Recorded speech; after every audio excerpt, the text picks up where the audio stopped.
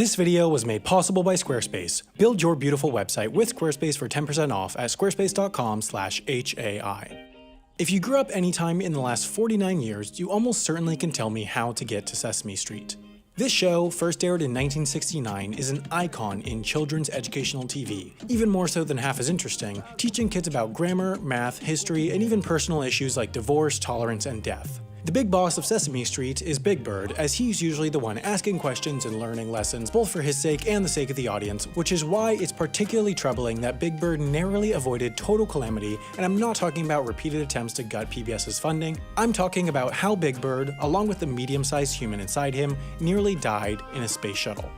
NASA's space shuttle program was designed to accomplish necessary routine orbital flights and was operational from 1981 to 2011 under the name Space Transportation System. It was particularly exciting for NASA because the shuttles were the only manned spacecraft that could be reused once returned to Earth. They wouldn't become orbital paperweights like the other rockets.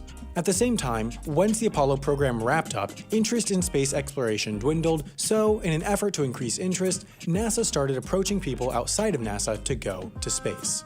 NASA's overlord is, of course, Congress, so in an expensive way of asking them for more money, NASA sent then-Senator Jake Garn and then-Representative Bill Nelson into orbit. Having each served in the military, their credentials were not that different than non-politician astronauts, and being from Utah and Florida respectively, I assume they were only too happy to leave Earth for a while. After this proved somewhat successful, NASA wanted to open up the occasional orbital flight to other civilians and establish the Space Flight Participant Program. Big Bird's performer, Carol Spinney, was the first invited to orbit the Earth by the program in 1986. Though they didn't want Spinney to go as himself, they wanted him to go as Big Bird. This is because NASA wanted to focus on bringing civilians who were known as creative and educational and wanted space travel to seem more approachable and interesting to the average Joe, so applicants to the program included hundreds of reporters like Walter Cronkite. Still, NASA sent the invitation to Carol Spinney as they wanted the shuttle program to seem exciting and fun to kids and teach them that they too can go to space if they become an 8-foot anthropomorphic bird, I guess.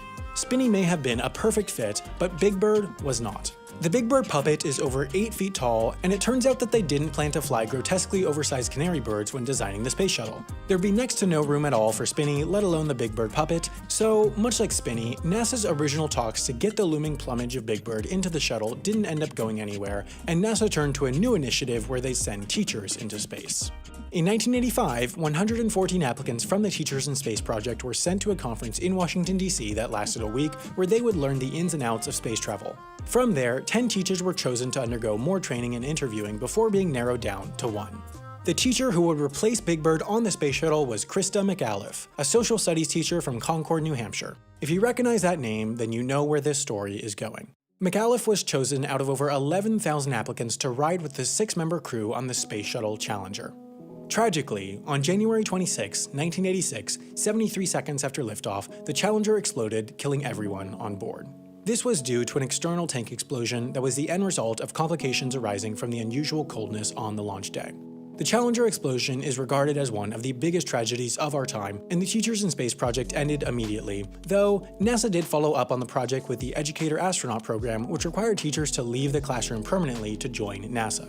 If Big Bird had been on that space shuttle, which was at one point the plan, such a public death would have required Sesame Street to retire the character. The show is no stranger to hard-hitting themes, but still, the idea of Big Bird never coming back seems like something a bit too hard for a child audience to swallow. Thankfully, Big Bird's still around and living in his nest just behind 123 Sesame Street.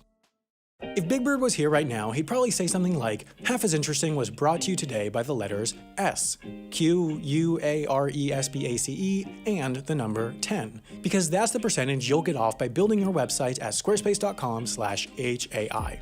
A lot has changed since the era of trying to launch birds to space, including that the internet is now the definitive place where we go to find information on people, businesses, or really anything. Given that, it should be at the top of everyone's priority to have a great web presence presenting themselves or what they do, and Squarespace makes this easy with their customizable website builder, beautiful designer templates, and 24/7 award-winning customer support. They are the all-in-one solution for building a great website, and you can build your website for 10% off by going to squarespace.com/HAI, and you'll be supporting the show while you're at it.